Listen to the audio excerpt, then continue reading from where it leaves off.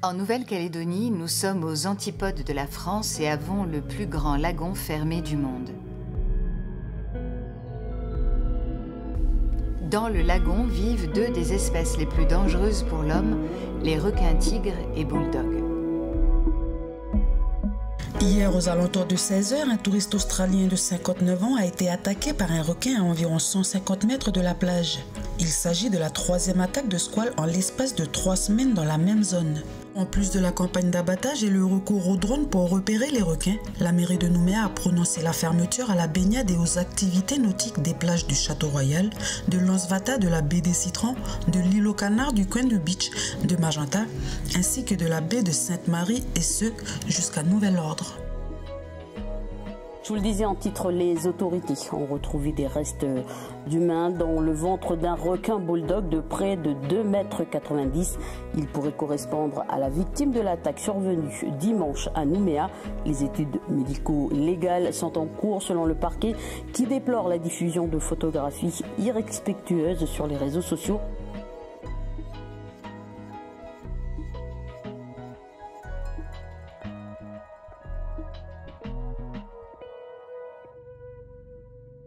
Philippe Tirard plonge depuis plus de 30 ans avec les requins en Nouvelle-Calédonie. Sa passion l'a conduit à l'écriture d'un livre et à réaliser des autopsies sur les attaques de requins ayant blessé des humains. Alors le requin tigre, c'est un requin qui est relativement abondant depuis peu en Nouvelle-Calédonie. Moi je me rappelle au début, on avait toutes les peines du monde à en voir, même au début on en pêchait, même pour l'IRD, et pas spécialement des requins tigres, mais des requins. On se servait de leur viande pour appâter des casiers profonds, pour faire des expériences. Et on attrapait très peu de requins tigres. Si on en attrapait un tous les 2-3 mois, c'était le bout du monde, quoi. Alors que maintenant, il paraît, on n'a pas de données exactes, mais il y en a énormément, quoi, devant Nouméa. Ah, le tigre, c'est un requin qui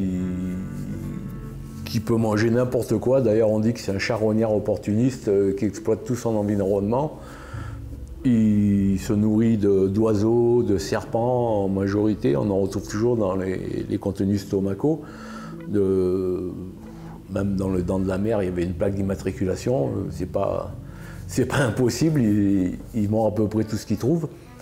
Le requin bulldog était peut-être un peu plus sélectif. Et aussi, tous les deux se nourrissent d'autres requins. Là, le coup de dent qu'il a sur le cul, tout fait. Ils sont placés en haut de la chaîne alimentaire, mais il y a des requins qui font partie de leur menu. Claude Maillot travaille comme médecin légiste sur les morsures de requins. En étroite collaboration avec Philippe Tirard, ils ont réalisé des études statistiques sur les attaques en Nouvelle-Calédonie. Nous avons colligé depuis 1958 67 attaques de requins en Nouvelle-Calédonie jusqu'à 2020. C'est l'objet de notre dernier article. On en serait à 72 aujourd'hui, avec 13 cas d'attaque mortelles. Donc on a comme principal responsable d'attaque d'abord le requin tigre. On a recensé 20 attaques dont 8 mortelles. Et le requin bulldog arrive derrière avec 14 attaques dont 2 mortelles. Ce qu'on note, c'est qu'il y a une augmentation du nombre d'attaques de requins en Nouvelle-Calédonie au fil des années, avec une augmentation très significative. On est à un doublement du nombre d'attaques entre les 20 dernières années du XXe siècle et les 20 premières années du XXIe siècle. Le requin bulldog est de nature côtière. Pour traverser les océans, il suit les gros cargos et bateaux de luxe qui rejettent leurs déchets à la mer. À Nouméa, il a élu domicile dans les eaux du port autonome. La baie, bien que pleine de scories, a longtemps servi de zone de nettoyage pour les cales des bateaux de pêche. Charognard opportuniste pouvant dépasser les 4 mètres de long, il est capable de remonter en eau douce sur des centaines de kilomètres en adaptant son métabolisme. Requin bulldog. Taille maximum, 4 mètres. Poids maximum, 315 kg. Secteur, côtier, eau salée à douce. style d'attaque, en eau trouble, vit en petits groupes, opportuniste. Le tigre est un grand migrateur solitaire. Tout au long de sa vie, il parcourt des milliers de kilomètres. À ce jour, on sait qu'il reste fidèle à son océan. On le reconnaît facilement grâce à ses rayures sur le dos. Elles lui permettent de se camoufler dans les différents milieux marins. Requin tigre, taille maximum 7,50 m, poids maximum 807 kg, secteur pélagique et côtier, style d'attaque furtif. Tout spécimen supérieur à 3 mètres est une femelle. Elle a une période de gestation d'environ 1 an et fait entre 10 et 80 petits par portée.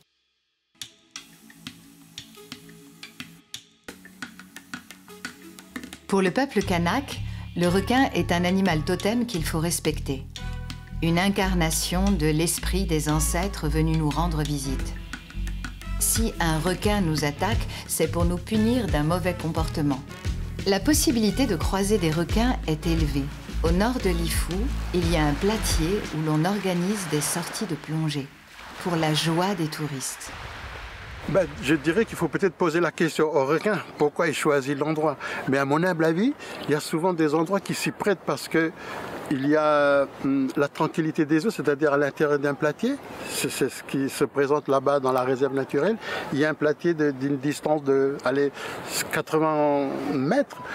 Et à l'intérieur de tout ça, il y a à manger. Donc les bébés requins, ils viennent dès qu'ils sont mis bas, ils se baladent des allers-retours, ils mangent jusqu'à qu'ils vont prendre assez de force pour sortir de là et continuer son périple. Peut-être très près, il y en a des sédentaires, il y en a qui font le voyage en suivant le courant et revenir après pour mettre bas dans des endroits qu'on appelle leur cervelle.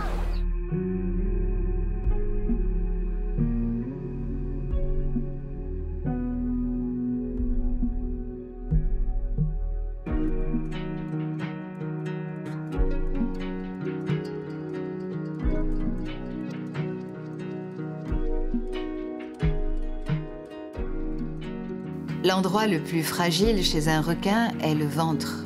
Dans ce monde où les déplacements s'effectuent sans gravité, il aime nager au fond de l'eau pour se prévenir d'éventuelles attaques.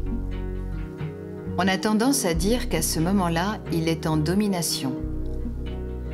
Bien qu'il y ait des attaques en Nouvelle-Calédonie, les hommes vivent avec cette fatalité. Certains endroits sont célèbres pour la présence des requins, d'autres pour leur absence. En 2016, à Poé, un accident change la donne. Le lagon si familial de Poé a été le théâtre d'un drame samedi. Une sexagénaire a succombé à une attaque de requin-tigre dans moins d'1,50 m d'eau. La baignade et les activités nautiques sont interdites.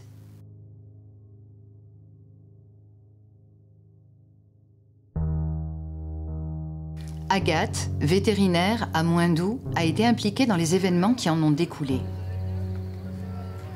Depuis cet accident tragique, elle fait partie de l'équipe de sapeurs-pompiers ayant traqué et pêché le requin. Quand il y a eu l'accident à Bourail, j'étais vétérinaire sapeur-pompier. Donc du coup, forcément, ils ont fait appel à moi, les sapeurs-pompiers, dans le cadre de leur intervention. Et le fait d'avoir un veto, ça donnait aussi et une caution scientifique et une caution sur le bien-être animal. Ça fait partie de nos missions, justement, de tout ce qui est environnement et protection des personnes. Le capitaine des pompiers, Laurent Thomas, était en charge des actions de pêche visant à préserver la sécurité des habitants. Tous deux ont participé aux premières actions de pêche et balisage de requins dans le lagon calédonien. Alors, un petit peu avant la fin d'année 2016, on a eu beaucoup de signalements de kitesurfeurs, de héliplanchistes, voire même de plaisanciers qui nous faisaient remonter comme quoi il y avait de plus en plus de requins-tigres qui avaient été observés dans le premier et dans le deuxième lagon, sans y prêter plus attention que ça. Lorsque l'incident est survenu, on avait un témoin qui a sorti Madame Malignon et qui nous a expliqué très clairement quel était le comportement du requin et surtout une caractéristique bien précise, c'est qu'il avait une tache.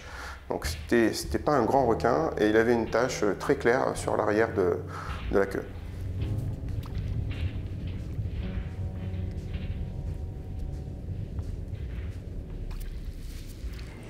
C'est dans ce coin-là qu'il y a eu l'accident de 2016, un peu plus par là-bas. Pareil, pas très loin du bord.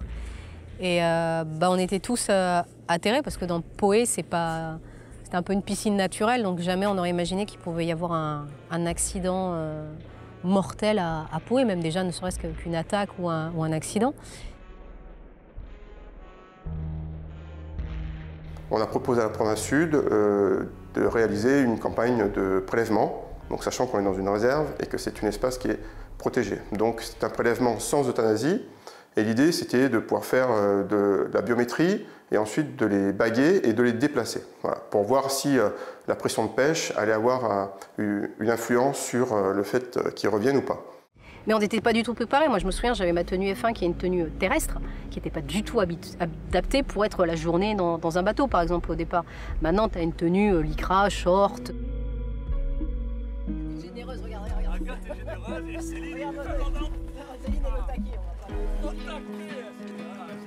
À l'époque, c'était vraiment pareil. Je me souviens, le matin, on arrive, on était tous un peu... on ne savait pas trop ce qu'on allait faire, on ne savait pas trop comment ça allait se passer. Mika, il savait pêcher, mais pêcher un poisson, mais sans le faire mourir, enfin, toi, le maintenir en vie, etc. Il est pêcheur. Laurent Vigliola, et c'était un peu, il va nous apporter la science. Et lui, il nous a dit, mais non. Lui, il travaillait sur des requins de récif, il ne travaillait pas sur des animaux de 3 mètres qui potentiellement étaient aussi dangereux. Il avait fait faire un harnais à une taille spéciale, parce que le harnais, ils ne manipulaient pas, ils n'avaient pas besoin d'un harnais aussi grand pour des requins de cette taille-là. Donc on était tous un petit peu, bon, ça va se passer comment on va prendre nos marques, comment on va y arriver. Et puis on a démarré, et puis on a fait le premier, et puis ça s'est bien passé, il n'y a pas eu d'accident, on a réussi à bien la transporter, à bien l'identifier, faire les prélèvements. Et puis après, petit à petit, on a trouvé notre technique, notre routine, les moments où ça marchait le mieux, les moments où on arrivait le plus à en capturer. Et après, ça s'est fait. Mais au départ, c'est vrai que c'était vraiment de l'amateurisme. C'était tout neuf, quoi. Personne ne savait comment gérer la chose. Donc à partir de là, on a pris à 3 reprises un requin femelle juvénile qui correspondait en tout point au signalement qui nous avait été fait le jour de l'attaque. En fait, on l'avait bagué sur la première campagne, donc qui avait eu lieu entre mars et juin. On l'avait capturé et on l'avait capturé très tard. Il avait été très compliqué à manipuler, dangereux. Je me souviens, il avait cassé l'hameçon. L'hameçon, c'était le capitaine Thomas qui avait failli le prendre dans l'œil. Bon, là, à force, il s'est tellement débattu que, effectivement, moi j'étais sur l'avant et l'hameçon, tout le bas de ligne est reparti. Je l'ai pris sur le front. Ouais. Donc, on a évité l'accident. Les conditions avaient fait qu'on n'avait pas pu le relâcher complètement à l'extérieur. On était quasiment à la passe, mais pas tout à fait. Aussi loin d'habitude, on reprendrait dans la passe et on allait au loin de la passe. Là, on n'avait pu le lâcher que dans la passe. Vraiment un requin compliqué. Et au mois de novembre, l'année d'après, signalement, un requin qui correspondait exactement à la description du témoin avait fait de l'animal qui avait attaqué, qui avait été responsable de l'accident mortel et qui répondait longueur, couleur. Et c'était un animal qui était vraiment au bord, et qui avait plutôt une attitude qu'on aurait pu assimiler une attitude de chasse, assez de prédation. Nous avons eu l'autorisation de l'euthanasier et après autopsie et après comparaison de la mâchoire, il s'avère que c'était le même individu. Ouais, quand on a fait l'euthanasie du premier tigre, j'appréhendais énormément parce que c'est la première fois que j'allais euthanasier un requin. Surtout un requin de quasiment 3 mètres. Donc c'était un peu compliqué, quel protocole, comment, voie d'accès, etc. Pour moi, c'était une première. Et en fait, une fois sur le bateau, on l'a mis en catalepsie, sur le dos. Et en fait, ça a été relativement facile. J'ai relativement bien trouvé la veine caudale. Mika m'a aidé, m'a bien présenté la queue. On a pu faire des prises de sang, des prélèvements pour les biologistes marins. J'ai injecté mon produit. Donc j'en ai mis quand même pas mal parce que c'est difficile d'estimer le poids de ces animaux que tu connais pas bien. Et l'animal est parti très calmement, de la même façon que je fais mes euthanasies pour les animaux domestiques. Et tout de suite, il s'est mis à rougir, donc ce qui était signe qu'effectivement il mourait et qu'il n'y avait pas de souci. L'animal abattu fut ramené à terre, lavé, autopsié. La marque blanche sur sa queue était due au sable du lagon de Poé. La mâchoire a été prélevée pour l'authentification. Mais sur ce requin-là, quand je l'ai autopsié, j'ai trouvé des parasites. Des parasites qui étaient dans la cavité buccale, donc on les avait prélevés, on aurait dit des petites sangsues, donc qui étaient dans la cavité buccale de cet animal-là. Après, en parasitologie, je connais pas les parasites des requins. Je connais ceux des animaux domestiques, mais pas ceux des animaux sauvages. Mais du coup, oui, j'avais trouvé des parasites sur cet animal-là. Et sur les autres autopsies que j'ai réalisées, j'ai trouvé aucun animal qui avait ça. Mais après, c'était des bulldogs, là, c'était un tigre. Donc je sais pas, mais cet animal-là, en tous les cas, était un juvénile et il avait des parasites dans la gueule. Avec l'accident de Poé, un pas a été franchi. Pour la première fois, l'État a autorisé la mise à mort d'un requin. L'enquête a conclu que les tigres avaient été attirés par des carcasses de cerfs jetées au large des côtes. En 2017, nous avons arrêté le rejet des carcasses de poissons près de nos côtes. Les requins bulldogs, habitués à se nourrir de nos restes, se sont retrouvés affamés. C'est à partir de ce moment-là que le nombre d'attaques a considérablement augmenté. En 2018, un enfant se baignant à l'heure du coucher du soleil dans le port Moselle est attaqué par un requin bulldog. Mon fils a été gravement touché par l'attaque du requin. C'était un enfant joyeux qui travaillait super bien à l'école. Ce n'est pas un endroit où il faut faire baigner les enfants. J'espère que ça servira de leçon pour tous les autres enfants, que ça pourra en sauver d'autres. En réaction à ce drame, la mairie de Nouméa autorise un abattage en masse de cette espèce. Philippe Jussiac, chargé de communication à la mairie de Nouméa, suit le dossier depuis 2018. Il y avait eu un certain nombre d'alertes, notamment sur Nouville à l'époque, où les services de police, voire même les pompiers, puisqu'il y avait eu un accident par ailleurs d'un pêcheur à Nouville, étaient alertés, mais on n'était pas organisé, je dirais, sur cette problématique. Là où ça a commencé à monter en puissance, c'est effectivement quand sur Facebook, enfin sur les réseaux sociaux, on a commencé à voir apparaître de nombreuses images de nourrissage de requins sur Nouville. Des requins de grande taille, bulldogs, qui remontaient très très facilement près des quais. Là, la question s'est posée de façon beaucoup plus crue, et puis quelques mois après, on avait l'accident de Port-Plaisance. Là, c'était une action non provoquée, c'est simplement le bruit du plongeon dans l'eau et le fait que le bulldog, en l'occurrence c'est un requin bulldog, soit extrêmement opportuniste par rapport à ces questions de bruit et monté à attaquer. Donc là, on était vraiment dans quelque chose de pas connu, en fait, tout simplement, ici. Hein. Si ça existait, c'était sorti déjà des mémoires, quoi. L'association Sea Shepherd, active dans la protection des différentes espèces, a accepté de témoigner pour notre documentaire. Ses membres organisent des actions de sensibilisation avec la population et ont été très impliqués dans le symposium. Une réunion regroupant tous les acteurs de Nouvelle-Calédonie travaillant en lien avec le secteur marin. Évidemment, un accident c'est toujours tragique, mais de là à abattre 20 requins tout à fait au hasard, c'est absolument pas justifiable. Donc c'est la raison pour laquelle on s'est concerté avec d'autres associations présentes sur le territoire. On avait organisé plusieurs tables, plusieurs ateliers, donc selon les problématiques. Alors il y avait des ateliers sur le shark feeding, des ateliers sur la pêche, des ateliers sur les rejets organiques. Enfin vraiment plusieurs ateliers ont été réfléchis. Et du coup, ces tables étaient entre guillemets des tables tournantes où plusieurs acteurs pouvaient justement participer à ces tables et donner leur avis. Comment est-ce qu'on unit nos forces de façon intelligente pour pouvoir répondre en fait aux différentes problématiques qui nous sont posées.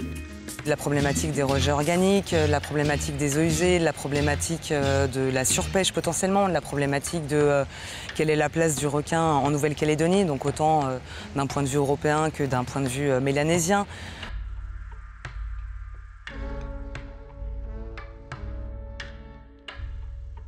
Et donc ce qui a été bien, c'est qu'on a pu faire comprendre à tout le monde, on a pu tous évaluer le fait que tu as des temps en fait, dans la gestion du risque et la gestion des problématiques, qui est un temps très court, qui est la sécurisation.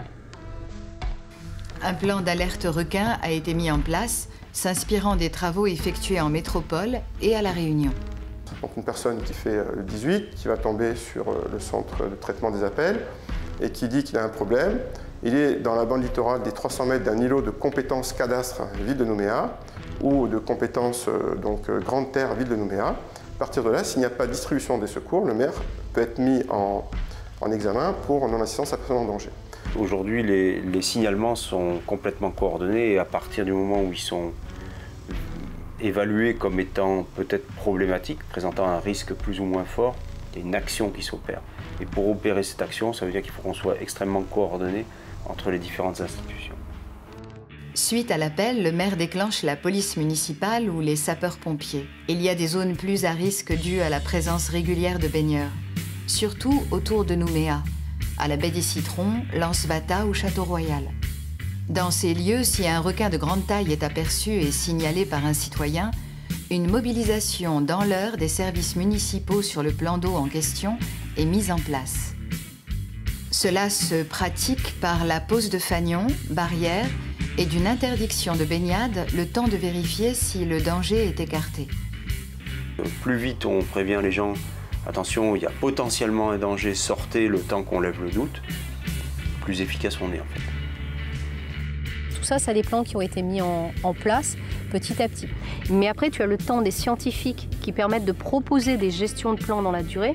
Et eux, ce temps-là, c'est un temps qui est complètement différent, qui a besoin de données et d'analyser des données et qui a besoin de voir ce qui fonctionne, ce qui ne fonctionne pas, etc.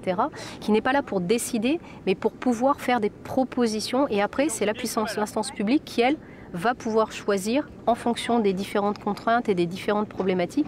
Et après, tu as les gestions à très long terme avec ce suivi des animaux pour comprendre comment ils bougent, où ils vont, quelle est la population qu'on a, est-ce qu'elle augmente, est-ce qu'elle augmente pas, quels sont leurs trajets. Et ça, par contre, c'est de la donnée qu'on accumule sur de la durée et qui est, voilà. Donc, tu as des temps qui sont très longs et c'est vrai que c'est difficile à partir du moment où tu as eu une peur et que tu es dans l'émotionnel, d'arriver à faire à comprendre aux gens qu'il faut un temps de raison qui va leur apporter une sécurité à long terme. Les gens ont besoin d'être sécurisés à court terme.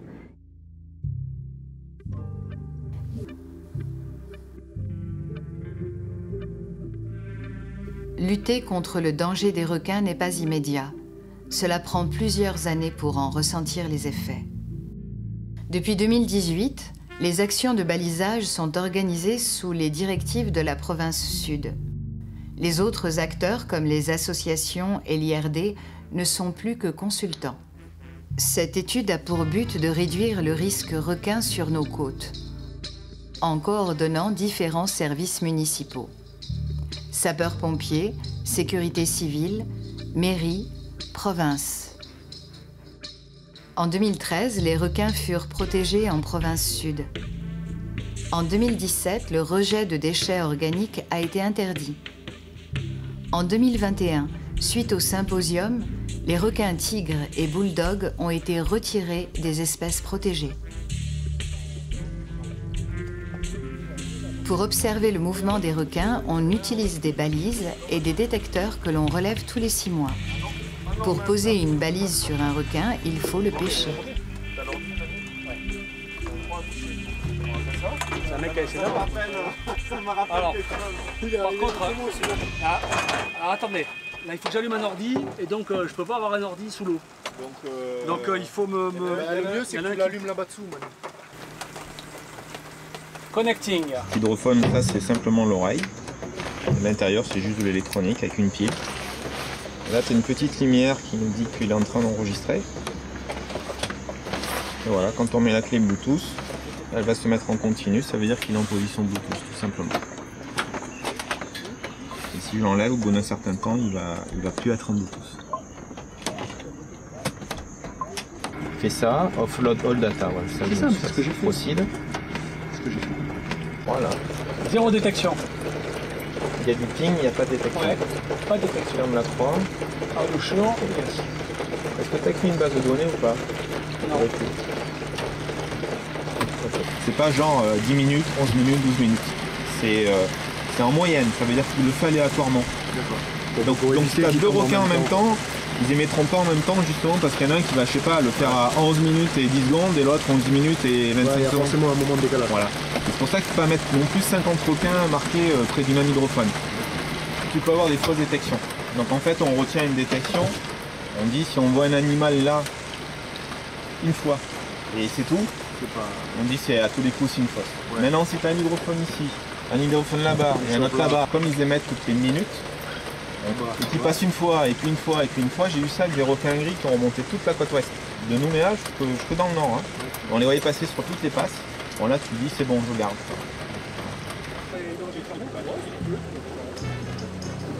Cette levée de protection permet de faciliter les autorisations de pêche et ne condamne pas les pêcheurs professionnels en cas de prise.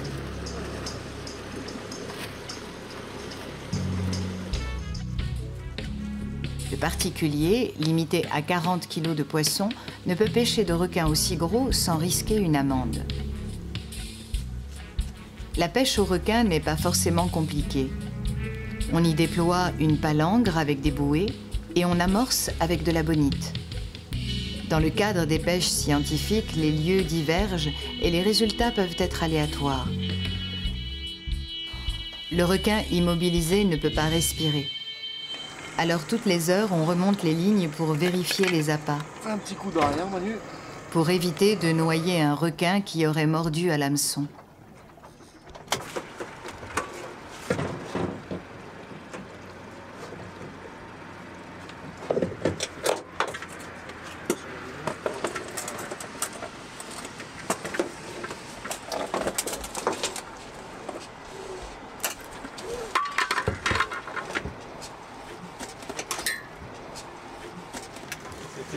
Des marques de dents permettent une estimation de la taille de l'animal. En mars, aucun gros requin bulldog n'a été pêché. Seules des traces de dents de petits requins ont été retrouvées sur les amorces.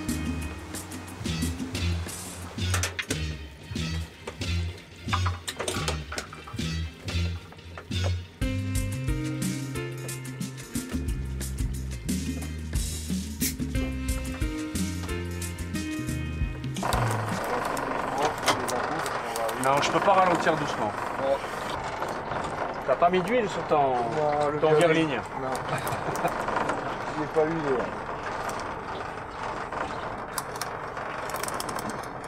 Ah bah je l'avais même pas vu. Ouais, mais t'as pas ces couleurs. Et l'objectif c'est d'aller jusqu'à la pointe bovide de l'autre côté de la Béma. Alors t'as un truc comme ça, pas à pic. Et puis là-bas, tu peux chercher les 40, voir les tasards quoi.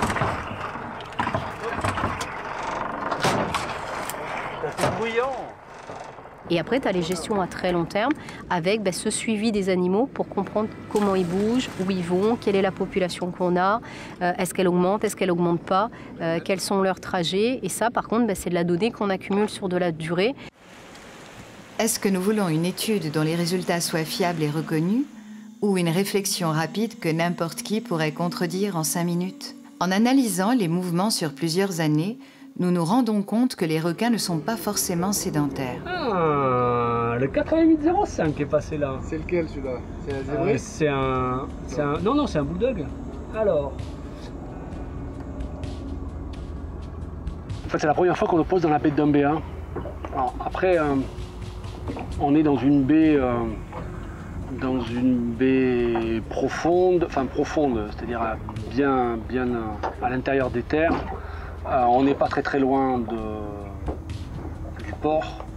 Un poisson comme ça peut faire 40, 50, 60 km par jour. Donc il ne met pas longtemps s'il y a quelque chose qui l'intéresse. Et de toute façon, ce sont des animaux qui patrouillent, en particulier la nuit, pour se nourrir. Il est évident qu'il y a des requins qui passent à cet endroit-là. L'inquiétude, c'est quand on pose la palangre, c'est qu'on fait de la pêche. Et donc, plus la densité est faible, moins on a de chance d'interagir entre l'appât et l'animal. Et puis quelquefois, le requin peut être là, les requins peuvent être là, mais ne sont pas en phase d'alimentation.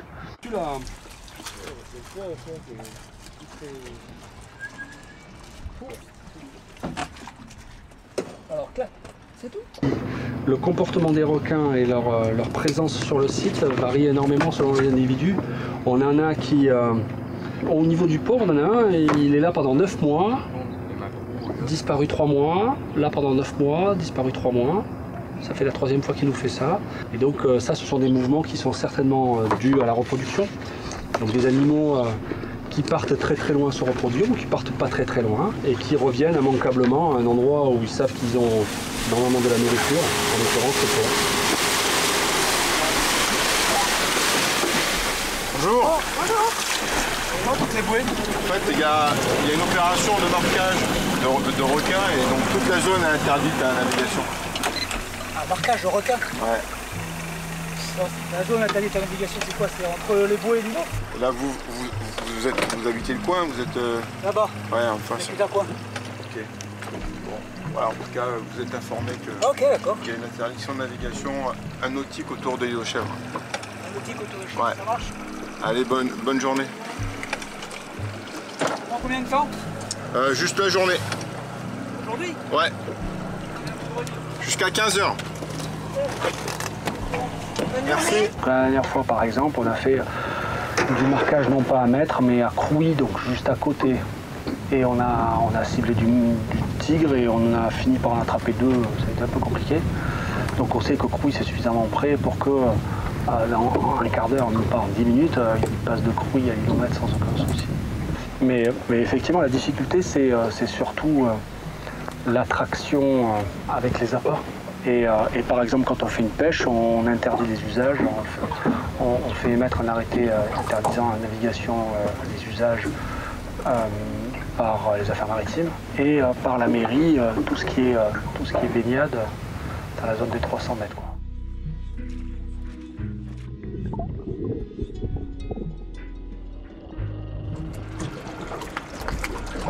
Il n'a pas tout engamé. Il n'a pas tout bouffé. Une bonne dent, une bonne queue. Ouais, il y a bien la trace de... Pas des gros requins, ça. Ça, c'est avalé, recraché. Alors là, on a arrêté, hein, mais à un moment, les opérations étaient pour diminuer la densité en requins dans des zones d'usage. Et donc, on pêchait près des zones d'usage. Voilà. Donc... Par contre, quand on a fait sur les bulldogs, on a voulu faire pareil avec Mika. Là, ça a été extrêmement compliqué. J'ai injecté des gros volumes et là, l'animal, c'était long. C'était long. On voyait que petit à petit, il partait, mais c'était très très long avec un grand volume. Et on a pensé que le fait de l'avoir mis en catalepsie, en fait, vu que ça ralentit les fonctions, avait vraisemblablement ralenti la circulation du produit.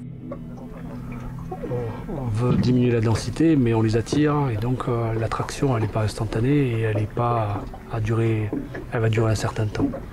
Donc voilà, tous ces équilibres-là sont importants à trouver.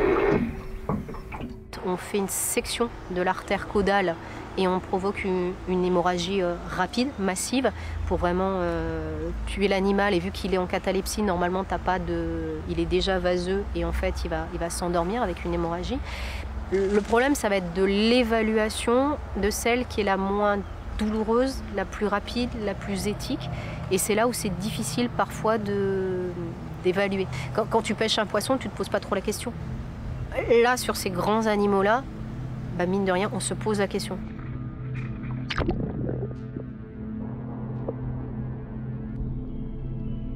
La digestion des requins, c'est un mystère. On sait qu'un requin adulte, il mange à peu près 2% de son poids quotidiennement, pas forcément une fois, et un peu en moyenne, voilà, sur une année.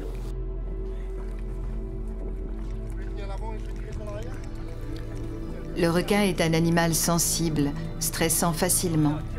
Lors des pêches, il a été fréquemment observé cette aversion de l'estomac. Ce requin-ci s'est pris l'hameçon dans la nageoire. Pour le libérer, il a fallu en passer un second dans sa mâchoire. Ouais, peut-être fin 2016, c'est là où on a commencé à vouloir lancer une étude. Il y a eu une demande pour comprendre un petit peu mieux l'écologie des requins. Et donc on s'est rapproché de l'IRD, Laurent Vigliola, pour mettre en place un projet de recherche qui complétait ce qu'il faisait déjà par ailleurs, parce que lui étudiait les requins dans les îles éloignées, entre Casto et à Surprise. Donc il avait un travail sur les requins gris, et donc utilisait la méthode des hydrophones et du marquage de requins pour voir leur déplacement. Et évidemment, en tant que chercheur, travaille en réseau avec d'autres chercheurs australiens et néo-zélandais, et surtout australiens, parce que les gros requins marqués d'un côté de la mer de Corail peuvent très bien traverser et donc entrer dans les réseaux que nous on déploie. Ça reste de la pêche et il n'y a pas moyen, si on ne veut pas trop déranger en fin de compte tout ce qui se passe autour et avoir une action directement dérangeante via l'écosystème, bah, ça reste des actions de pêche comme on met en œuvre aujourd'hui, qui sont certes pour certains dérisoires au niveau de l'océan, mais c'est justement aussi le but d'avoir une interaction très faible pour pouvoir voir ce qui se passe en temps réel et comme si on n'était pas là. Mika est pêcheur de requins. C'est son père qui lui a transmis les connaissances. Il utilise des hameçons à thon. Cette technique permet de pêcher le requin sans abîmer la mâchoire. Avant, il les pêchait pour leurs dents, maintenant pour les baliser.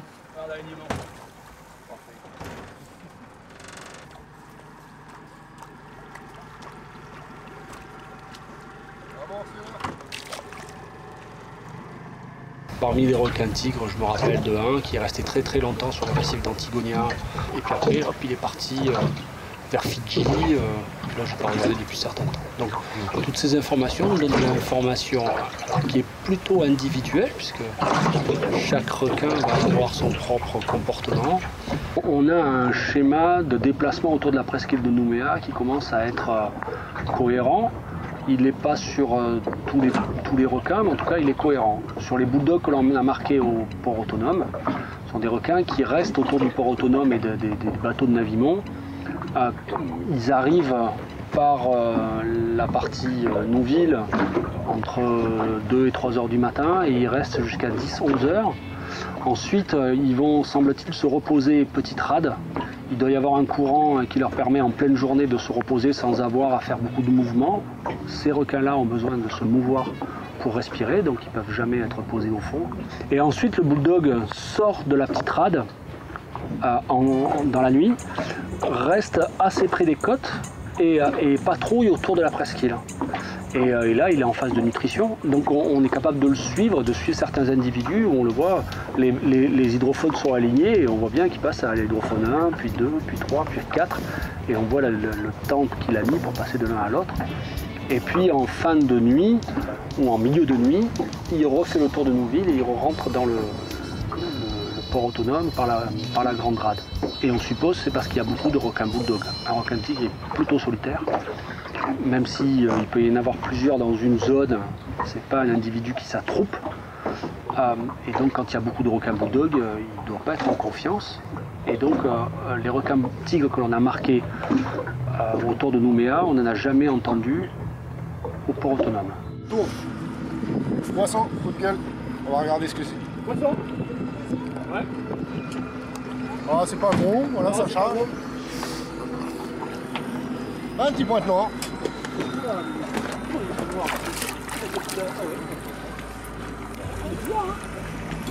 Laisse tenir ça.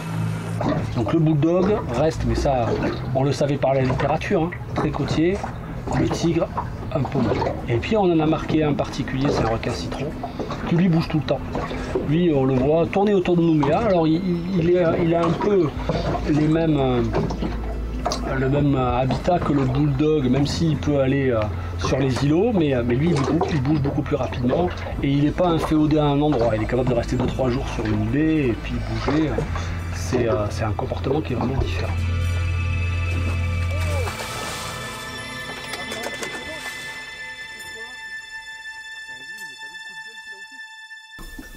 C'est pas juste de la pêche, mais c'est tout ce qui va autour et on commence à comprendre un petit peu plus et on peut aussi se rendre compte de certaines interactions qui sont pas négligeables. La prise en charge de l'animal qu'il va falloir anticiper et gérer différemment en fonction des espèces, de la taille des animaux, du lieu où on se trouve. Et tout ça en fait va dépendre directement de la finalité. Qu'est-ce qu'on veut en faire? Est-ce qu'on veut le garder vivant pour avoir de la donnée sur les prochaines années, pour avoir de l'information et puis rentrer dans un cercle on va dire vertueux en quelque sorte, ou est-ce qu'on veut le mettre dans la glacière et le vendre? On va pas le manipuler de la même manière. Et effectivement, bon, le temps d'adaptation pour moi il a été assez rapide parce que je trouvais ça intéressant du fait de chercher à comprendre comment se produisaient les choses et de donner un sens. Donner un sens à la démarche instaurée il y a maintenant quelques années Donc moi c'est quelque chose qui me plaît, vraiment sincèrement. La différence elle est surtout dans la finalité, mais après dans l'action c'est un poisson. Moi ce qui m'intéresse là-dedans c'est que vraiment il y a un respect, quelle que soit la manipulation, on va le faire, mais il y a un objectif clair, défini, et c'est pas du massacre bête et méchant dans certains cas, comme certains peuvent le dire ou pas aux caisses. Et à contrario, c'est pas juste on les leur fait 2 caresses et on les relâche. Il y a vraiment un sens, c'est quelque chose qui, à mon avis, a toute sa valeur aujourd'hui dans la société où on parle développement durable, environnement, toutes ces choses-là. Ah super. Ah, il s'est entouré. Mal. Il est fatigué, ça y est. Piti.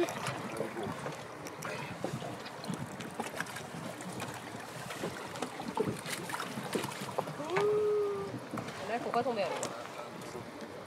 Là, c'est pièces. Ah, et puis c'est pièces et puis c'est colère. Nous vivons ensemble depuis des millénaires. Mais voilà à peine une 50aine d'années que nous sommes entrés en observation réelle avec eux. Grâce au matériel de plongée, aux caméras sous-marines, nous commençons à interagir avec le milieu marin. Comme nos ancêtres découvrant la Terre, nous approchons les mammifères marins inoffensifs et nous nous retrouvons confrontés aux prédateurs des mers. À ce jour, nous n'avons jamais observé une surpopulation de requins mettant un lagon en difficulté. Vous voulez le harnais, les gars? Ouais, attends, on va lui laisser les deux. Leur menu favori, la tortue, permet de lutter contre l'érosion des côtes. En dévorant ce joli herbivore, le requin permet au fond algueux de proliférer, retenant le sable. Des fois ça se passe bien, mais souvent ça prend 2-3 essais. Non, vas-y, toi dessus. Ah, là, très bien. Tu bouges pas, ça me va bien.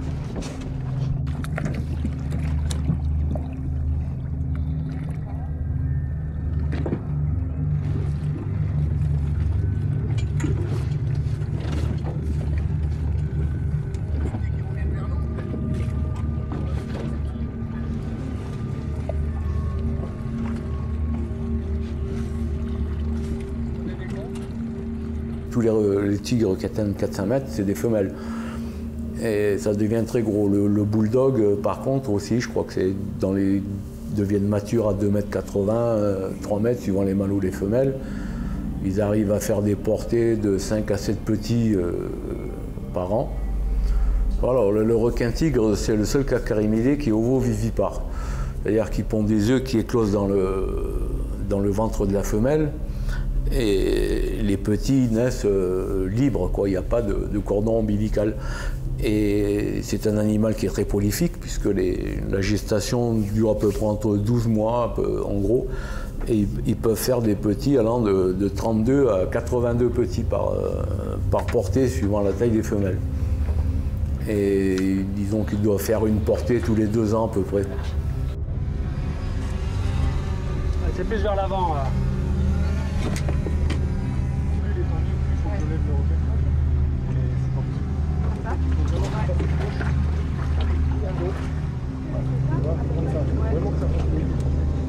Voilà, à la limite j'appuie, Céline tu pousses.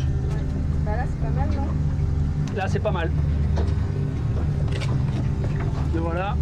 Avec ces dents homodontes là, qui sont en forme d'encoche et vachement tranchantes, c'est un peu comme un sécateur. Ça peut couper des os et pas les casser comme les autres espèces de requins. Et souvent, si on voit dans des blessures un os qui est cisaillé comme un sécateur, c'est pratiquement certain que c'est un requin tigre.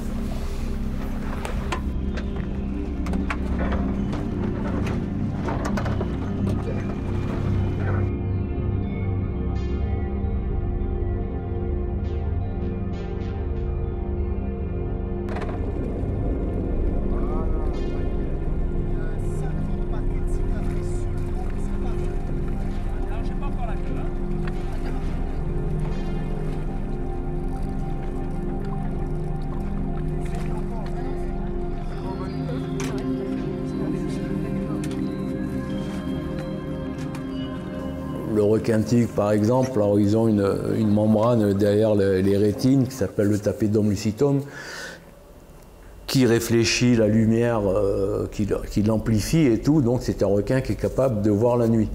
Mais ils ont une vision qui est très bonne le jour, la nuit, hors de l'eau et en contraste. Ça va? Ah oui, moi c'est bon. Il est passé au morceau. Ça c'est une entaille qu'ils ont et c'est une des mesures qu'on fait. Donc tu mets sur la partie dorsale de la courbure et tu vas jusqu'en haut de la partie supérieure de la queue. Allez. Vas-y, c'est C'est bon? Il est bon. Je peux lâcher là? Tu peux lâcher, tu peux lâcher. Je lâche. Ouais, vas-y, il a pris ses mots. Il a des balles. Je sais pas, je pense. Alors, chacun retient une. 3,74. On est à 3 là. Hein? 3,74. C'est bon, je n'ai plus. Ouais, il a 4 mètres là. 4 mètres. Oh, il a plus que ça.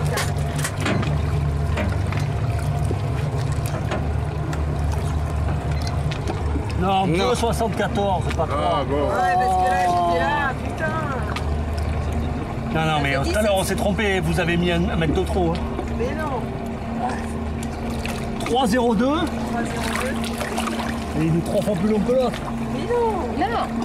L'autre, il faisait moins de 3 mètres à la base. Oui, à la base, il faisait 250. 3,48. C'est un vieux. Non, mais je te dis. Là, à droite. L'autre gauche. Ça déchire, ça va. Droite. Voilà, là c'est bien. Là, ça va déchirer.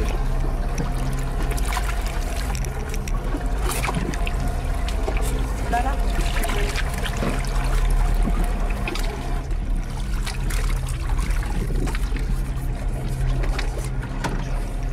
T'as préparé le tac? Ouais, il est là. Oui.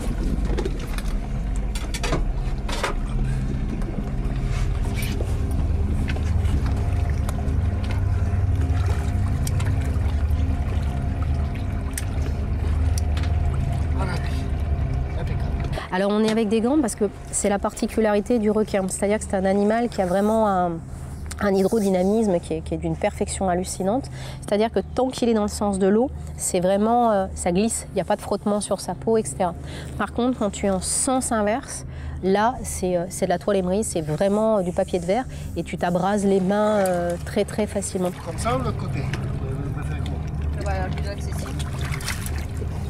Vous avez la masse du bestiau. Il avait plié déjà sur le côté. Ouais, là tu dois être pas mal. Là c'est bon. C'est bien une femelle qui était bon. Parce que c'est à la jonction. Il faudra le lever. C'est ici là? Ouais, très bien. Tu as des particularités que moi j'ai découvertes justement en faisant ces autopsies et en travaillant sur ces animaux.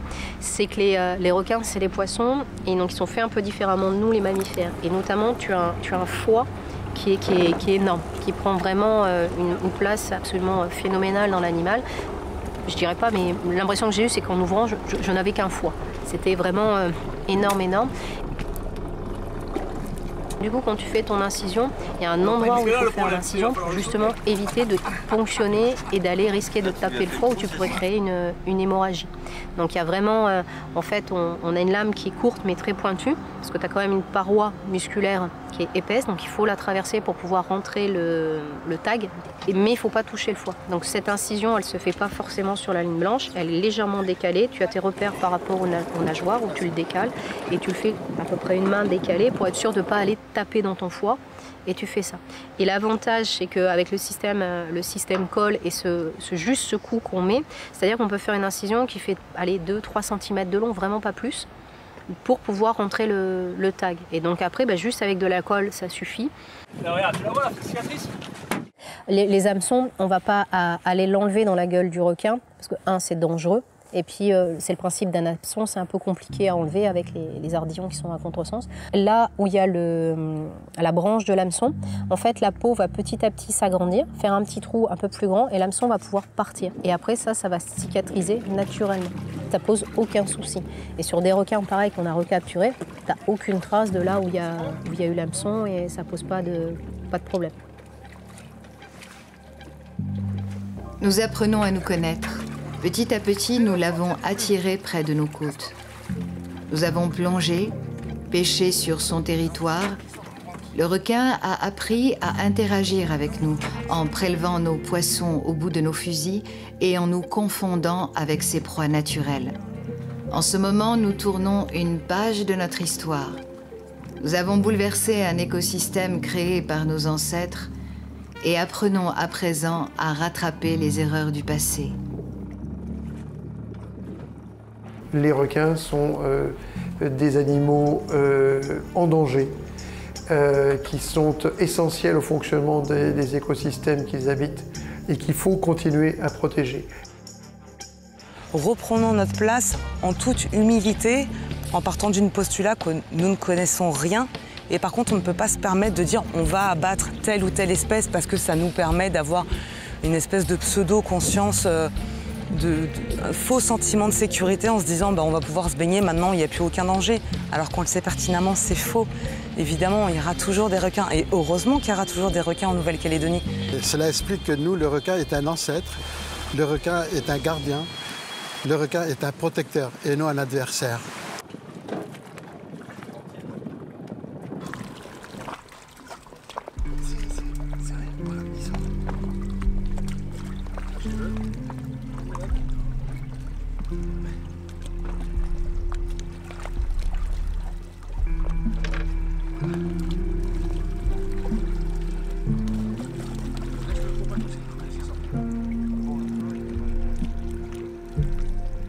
Pendant longtemps, j'ai eu ce défaut de me dire que l'homme était un animal comme les autres. C'est un mammifère, c'est un animal comme les autres. Non. L'homme a une responsabilité parce que c'est un animal supérieur. Et c'est à lui de trouver cette solution et dans ses capacités supérieures, de justement proposer un nouveau système de fonctionnement qui réponde à ses besoins sans empiéter sur les besoins des autres espèces qui vivent avec lui. Et je pense que ça, c'est vraiment la mission de l'homme et c'est à grand pouvoir, grande responsabilité.